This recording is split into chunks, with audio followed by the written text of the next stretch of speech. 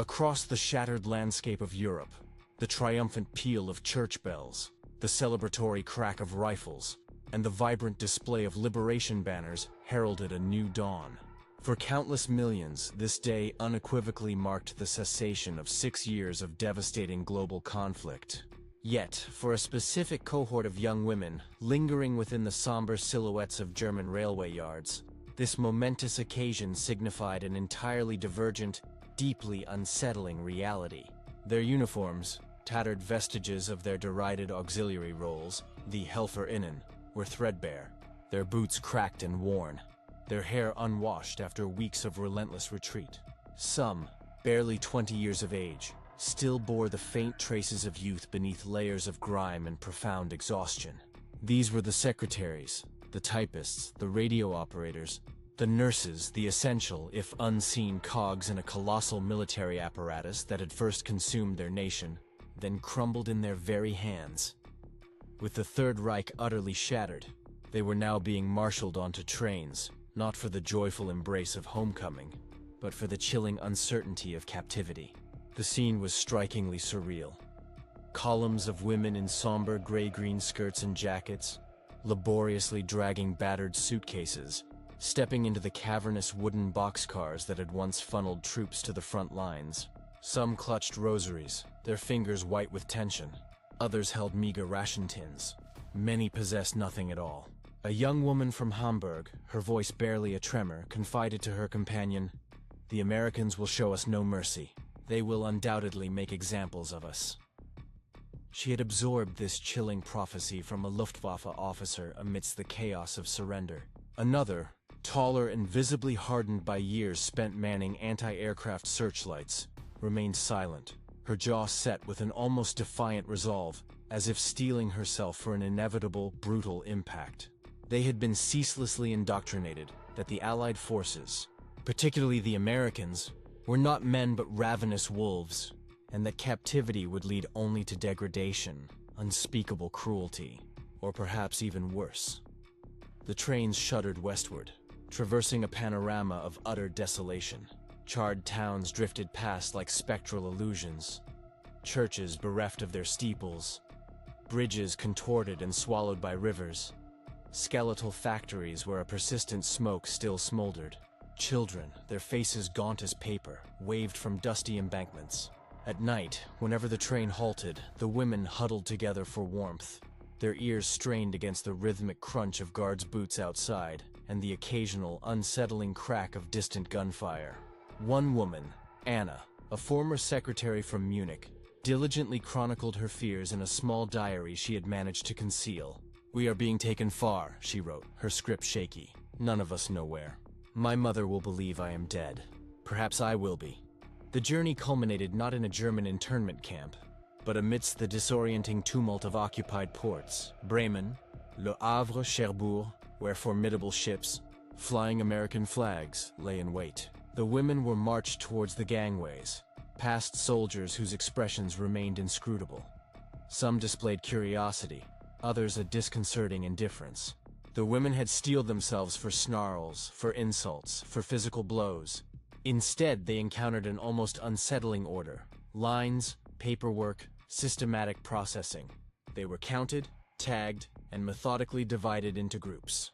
This felt less like a vengeful reprisal and more like an inexplicable bureaucracy. Still, as the ship's colossal engines rumbled to life and the European coastline receded into an ever-shrinking memory, an insidious dread permeated their very bones.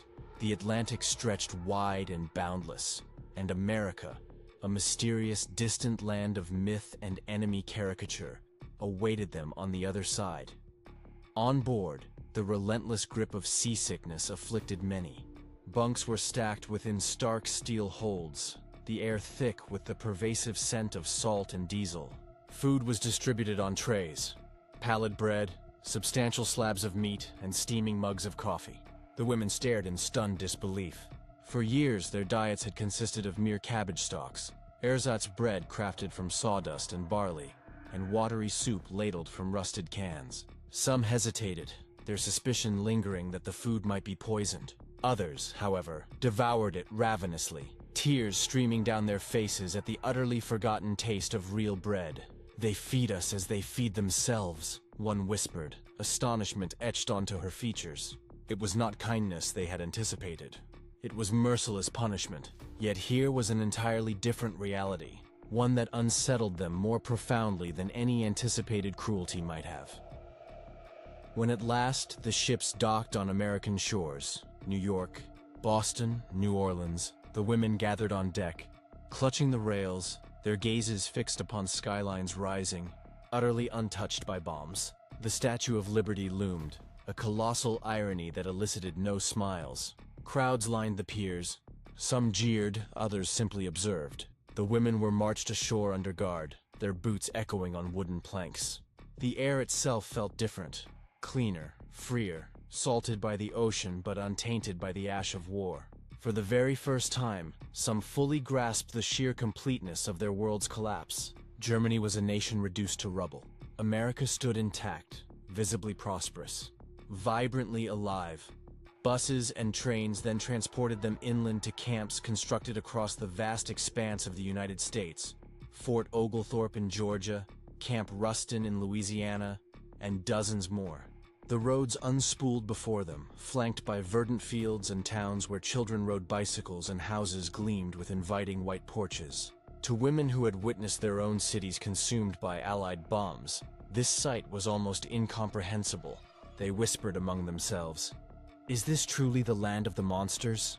Could this abundance possibly be real?" The Reich had promised glorious victory and delivered only ruins. The enemy they had been meticulously taught to despise seemed to inhabit an entirely different universe. At the formidable gates of the camps, their names were meticulously recorded, possessions catalogued, and uniforms exchanged for plain work clothes. But before they could truly settle, one crucial step remained. The guards, firm yet decidedly not brutal, directed them towards a particular building. Inside, steam hissed and water dripped. It was a delousing station, though the women, at this juncture, did not yet comprehend its purpose. Their hearts hammered against their ribs. This, they feared, could be the moment of humiliation, of degradation, the very cruelty they had been so relentlessly warned about. In the long queue, whispers circulated. "This is where they will make us suffer." One woman clutched her suitcase as if it were a shield. Another silently crossed herself. The line advanced slowly, and as each woman entered the tiled room, her ingrained expectations violently collided with an unforeseen reality. They were handed bars of soap, genuine soap, thick, white, heavy in the hand and faintly fragrant of flowers. Towels followed, then clean garments. The showers then released streams of glorious hot water, systematically washing away months of accumulated grime. Some women wept openly, the sound echoing off the tiles. Others laughed nervously, utterly unable to process what was happening. For the first time in years, they felt truly clean, their hair free of lice, their skin liberated from dirt. It was not humiliation, but an unexpected restoration, and it shook them to their very core. Anna recorded this moment again in her diary that night, her handwriting trembling across the page. "We were told we would be beaten, mocked, broken. Instead, we were given soap. How can this be?" She could not yet grasp that this simple, profound act of washing would remain etched in her memory far longer than the war itself. That night, the women lay in their bunks, hair still damp from the showers, enveloped in blankets that smelled faintly of starch and cotton. Outside, the American night hummed with the distant symphony of crickets, a stark contrast to the thunder of guns they had known. They whispered to one another, their voices hushed but urgent, as if sharing a secret too fragile to be spoken aloud. Perhaps the enemy was not what they had been so carefully indoctrinated to believe. Perhaps there was something here that neither propaganda nor fear could adequately explain. What awaited them in the days to come, the food, the work, the unforeseen encounters with Americans, would astonish them even further. For now, however, one potent image lingered in every mind. The soap in their hands, slippery, fragrant, and absurdly gentle. It was merely the beginning of their captivity, yet it already felt like the genesis of something entirely new. And as dawn broke over the camp, a fundamental question settled among them like the morning mist. If the enemy could display such utterly unexpected humanity, what other profound surprises might lie ahead. The buses rolled through gates crowned with barbed wire, their engines grumbling as pale clouds of dust rose across the camp road. To the women inside, the sight was simultaneously frightening and strangely orderly. Guard towers stood at precise intervals. Soldiers lounged with rifles slung casually, and rows of barracks stretched neatly across the fields. This was not the grim brutality of a concentration camp. This was something bewilderingly different. The wooden buildings were painted, the paths meticulously swept, the fences intact but notably not menacing. The prisoners exchanged silent glances, each asking the same unvoiced question. What world have we truly stepped into? When they were filed off the bus, each woman was issued a numbered tag.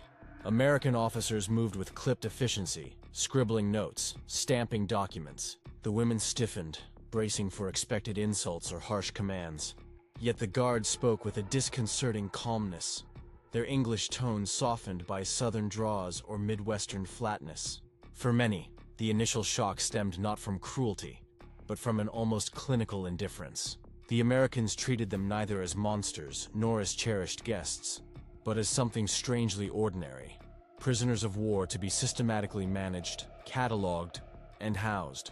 The delousing station had already unsettled them with its unexpected civility.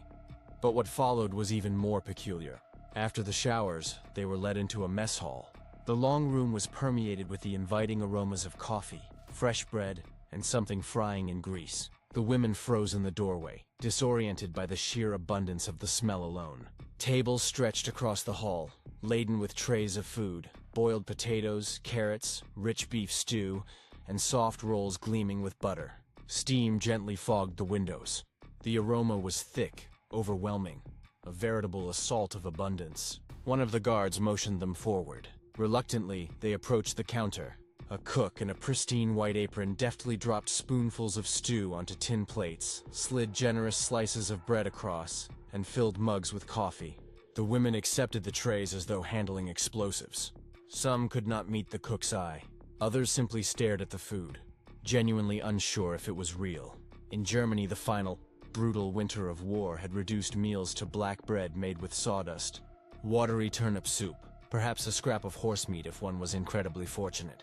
Now, in the enemy's camp, they were provided more in a single meal than they had seen in weeks. Anna, her diary tucked safely under her mattress, sat with her tray at the long table. She dipped her spoon into the stew, watching the grease shimmer on top, the chunks of meat glistening. Tentatively, she tasted it. Her eyes widened, and she pressed a hand to her mouth as though overcome with shame. Around her, other women hesitated, then ate in profound silence, broken only by the quiet scrape of cutlery. For some, tears silently traced paths down their cheeks. One whispered, "My brother starved in the snow, and here they feed us like this." It was not kindness their own leaders had promised, but humiliation. And yet the humiliation never came. There were no taunts, no jeering. The guards paced slowly up and down, observing them with professional detachment. One young soldier, hardly older than the women themselves, even offered a crooked, almost apologetic smile as he passed, as if to offer reassurance. The prisoners were utterly unprepared for such contradictions. They had steeled themselves for cruelty, but this quiet civility was somehow even more disturbing. In the days that followed, life in the camp revealed further astonishing shocks. Each morning, they were woken by a bell, issued breakfast, and assigned light duties. Some worked in the kitchens, others in nearby fields, some in laundries where American uniforms were scrubbed and pressed. They were even paid small wages in camp script, a currency that could be used to purchase items at the canteen. There, on wooden shelves, lay chocolates, cigarettes, pencils, and even lipstick. The women stood before these goods as though at an altar. A bar of chocolate felt like a miracle. A tube of lipstick seemed utterly unthinkable. And yet, here the enemy offered it, in exchange for their labor. The irony was almost cruel.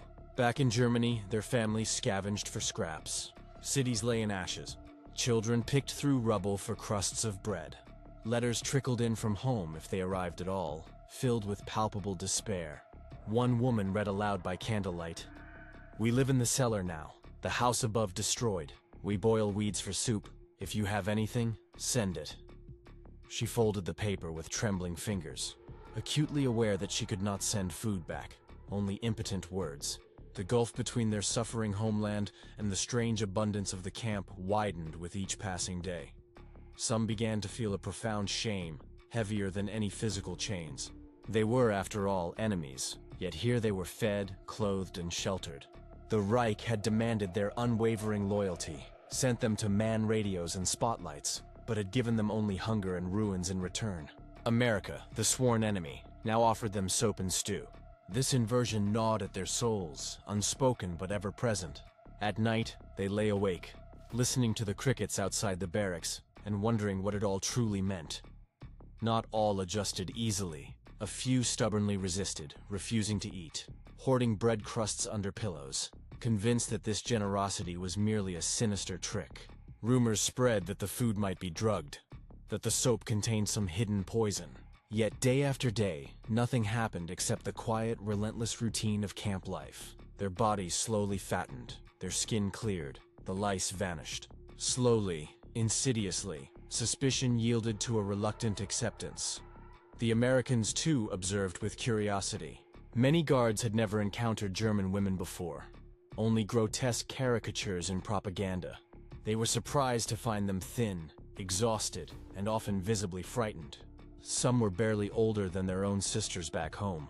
One guard wrote in a letter, "They are not what we were told. They are girls, and they look at us as if waiting for a blow that never comes." And so the conflict deepened. Not one of guns and trenches, but of fundamental perception. The women were compelled to reconcile the monstrous enemy they had imagined with the startling reality before them. Each bite of bread, each bar of soap, each neutral word from a guard chipped away at the entrenched image they had been taught to believe. The war had ended, but in their minds, another, more insidious battle had just begun. A battle between memory and reality, propaganda and truth. Anna captured it in her diary with painful clarity. To be treated with dignity by those we were told were beasts. It is harder than hatred. Hatred is easy. Dignity is unbearable. Her words spoke for a multitude. The women no longer feared being broken by cruelty. They feared being undone by an unexpected kindness. One evening, after working in the fields, the women were marched back to camp as the sun dipped low, spilling liquid gold across the horizon. The sky was vast, unmarred by smoke, and the air smelled of freshly cut grass. It was a simple, idyllic scene, yet it weighed upon them more heavily than the ruins of their homeland. Here was a land utterly untouched, abundantly fertile, vibrantly alive. The Reich had collapsed into rubble. America stood unscathed. And in that profound realization, a new unease took root. They had survived the initial shock, the soap, the showers, the food, but something else was now dawning. Something far more difficult to confront. For in the days ahead, it would not be mere physical survival that challenged them, but the slow, unsettling recognition that the enemy might be far more human and far more powerful than they had ever dared to imagine. The weeks settled into a predictable rhythm, and within that rhythm, the women gradually began to lose track of time. Morning bell, breakfast line, work detail, supper, lights out. Yet beneath the surface of this routine, a strange and profound transformation stirred. At first, they had meticulously counted days like prisoners scratching tallies into stone, but gradually, the sharp edge of captivity dulled, replaced by a quiet, persistent bewilderment. They were captives, yes, but they were also fed, clothed, even paid. For women raised in a collapsing Reich where loyalty was often rewarded with hunger, this inversion of logic gnawed at their thoughts more persistently than any barbed wire fence. Anna, who had once sat in a Munich office typing orders she never questioned, now found herself working in the camp laundry.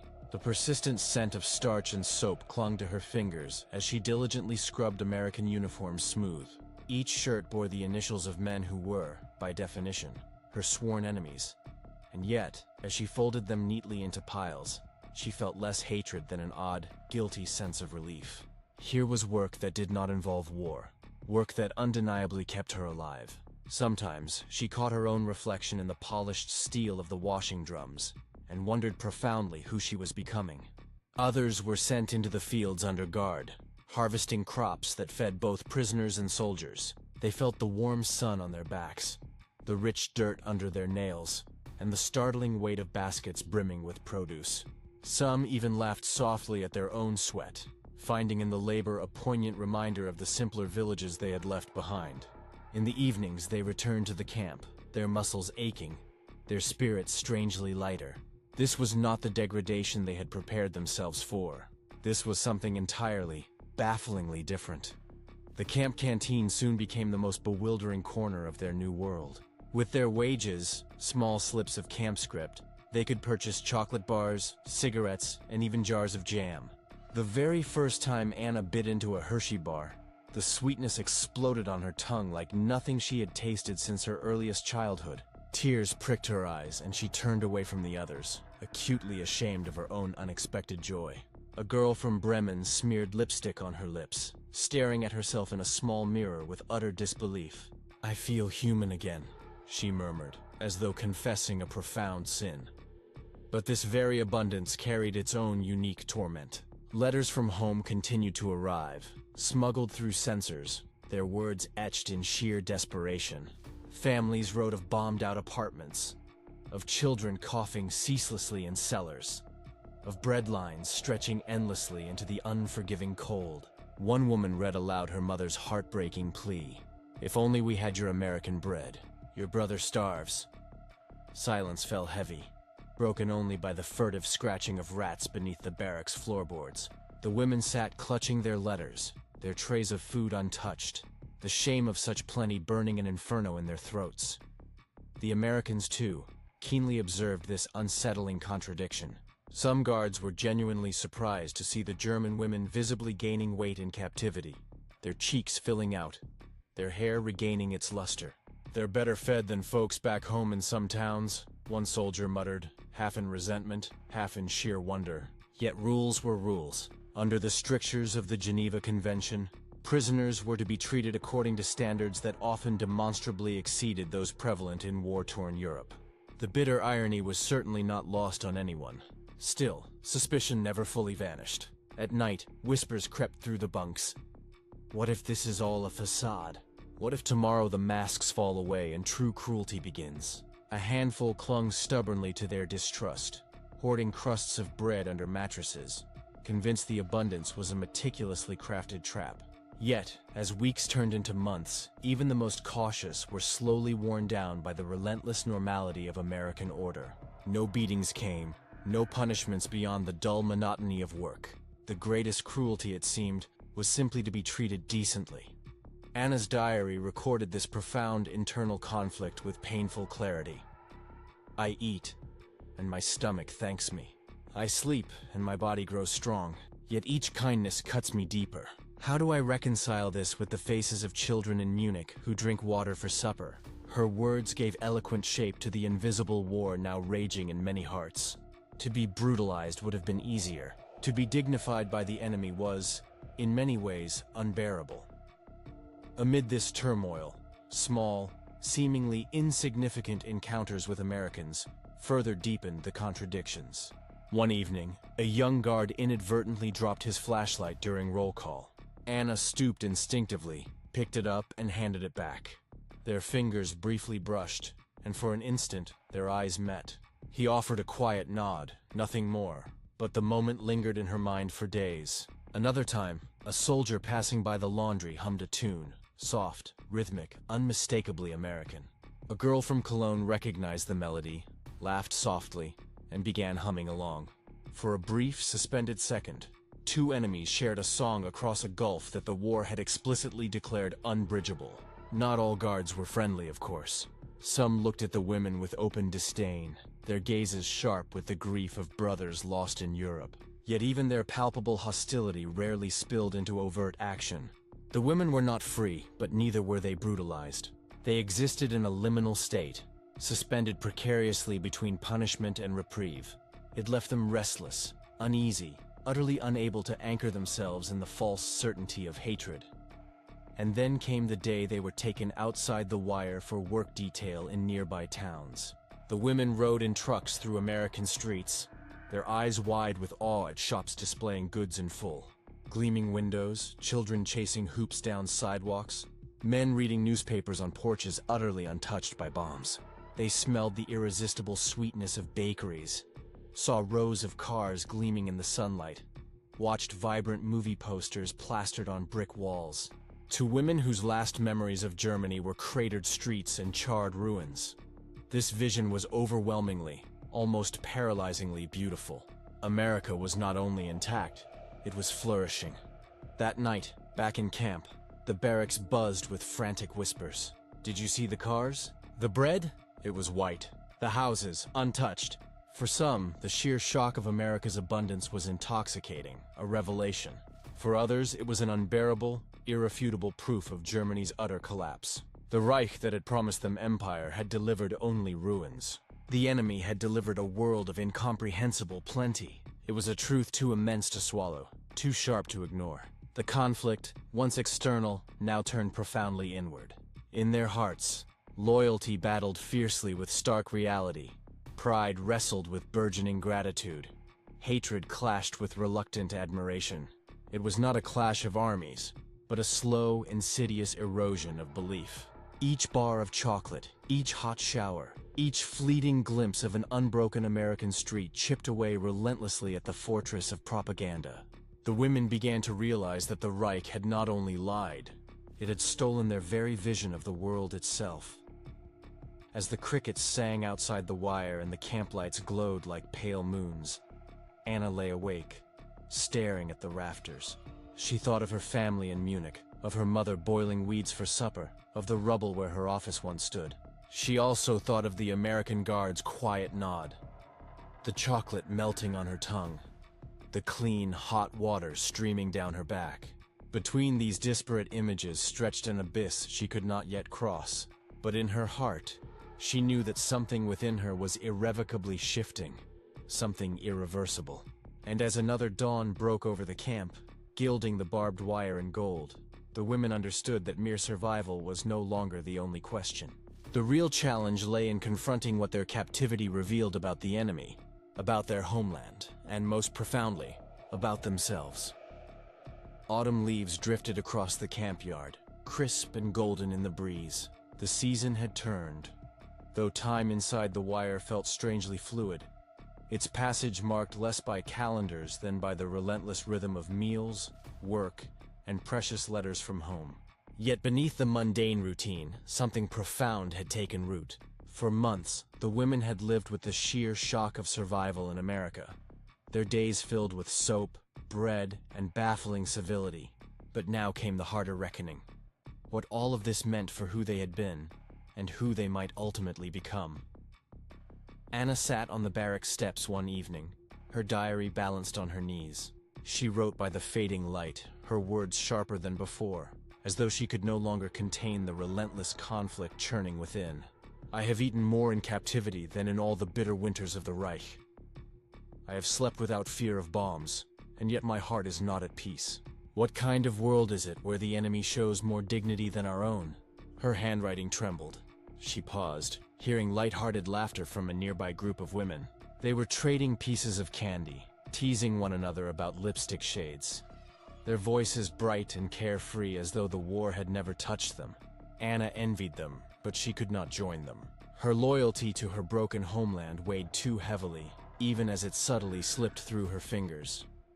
The Americans, for their part, grew accustomed to their unlikely prisoners. Some guards stopped seeing them as mere symbols of an enemy regime, and began to recognize them as distinct individuals, frail, stubborn, bewildered, sometimes even charming in their awkward attempts at English. A few guards quietly shared cigarettes, passing them silently across the wire, a gesture more human than political. But for every act of quiet kindness, a distinct distance remained.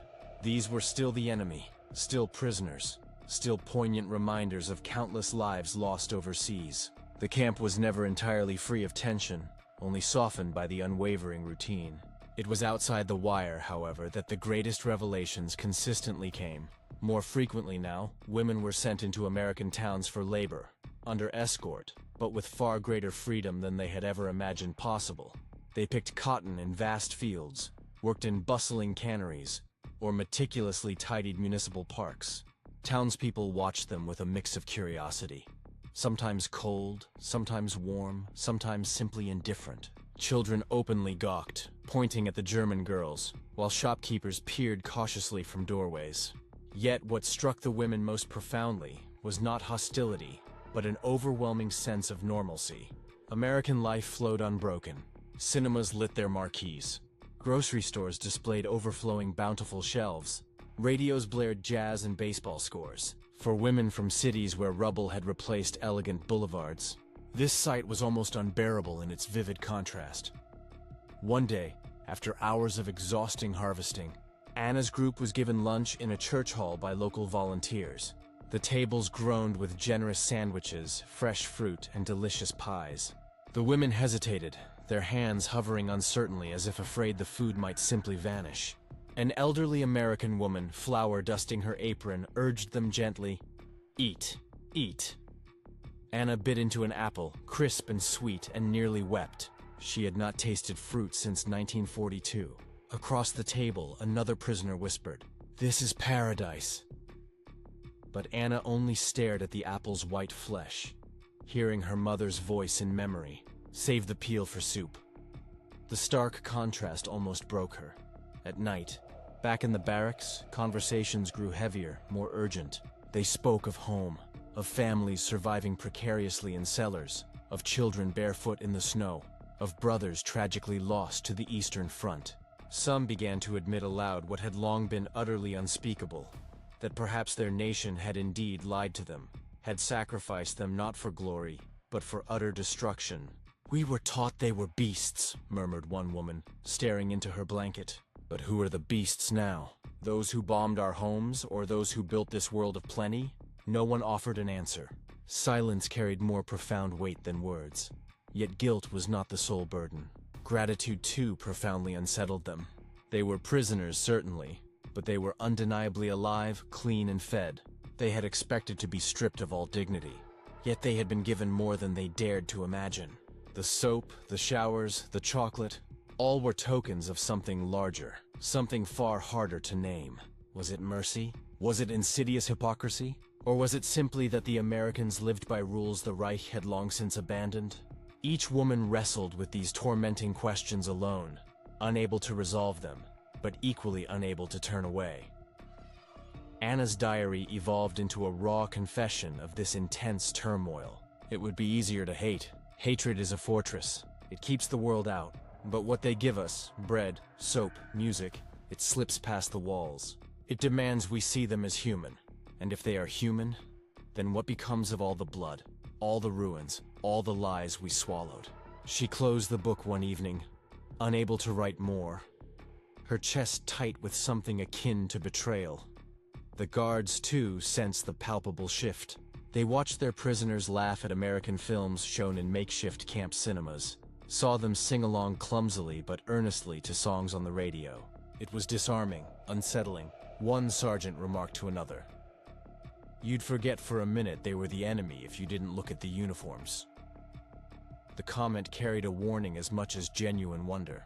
War had demanded clear, unambiguous lines. Life stubbornly blurred them.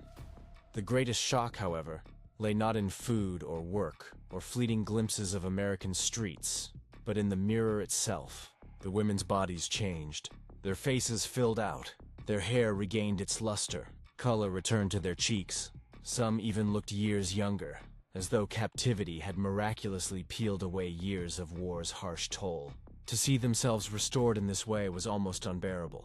It forced them to confront and recognize how profoundly the Reich had failed them. The enemy had made them healthy. Their own nation had made them starve. It was not just a revelation, but a devastating indictment. And yet, even as they adjusted, even as laughter returned, an insidious unease hung over everything. For they knew captivity would not last forever. One day they would be sent home to Germany, to rubble, to families waiting in despair. The very thought of leaving this unexpected abundance for hunger again, of trading soap for soot, filled them with a profound dread. More than one whispered at night, "I am afraid to go back."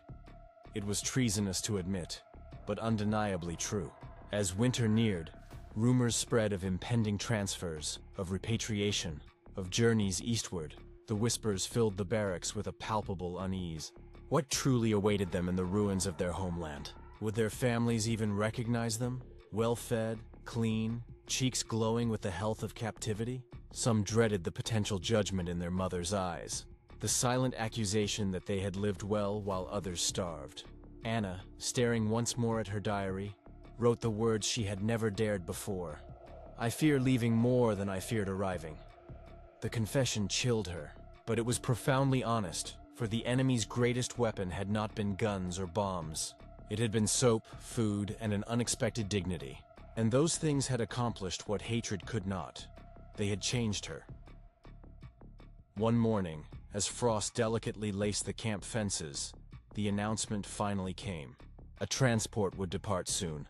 The women crowded together, hearts pounding, eyes wide with unvoiced questions. To return meant facing renewed hunger, desolate ruins, and the ghosts of all they had once believed. To stay meant captivity, but also life, and an unexpected, unsettling semblance of peace. The guards read the names from a list, their voices flat and dispassionate. But to the women, every syllable landed like a thunderclap. And as Anna heard her name called, as she stepped forward into the cold morning light, she realized the true conflict was no longer between nations. It was profoundly inside her, in the very space where hatred had once lived, and where something new, fragile, dangerous, and undeniable had irrevocably begun to blossom.